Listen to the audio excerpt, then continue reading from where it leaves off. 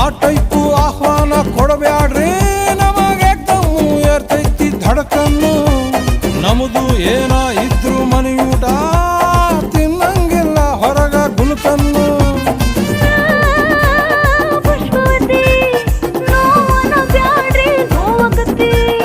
S ಅಂದ್ರು ತ್ರಾಸಕತಿ, no ಅಂದ್ರು ತ್ರಾಸಕತಿ. Back ಬಳಗು ಯಾಕೆ ಬಿಡುತ್ತಿ, ಯಾಕೆ ಬಿಡುತ್ತಿ.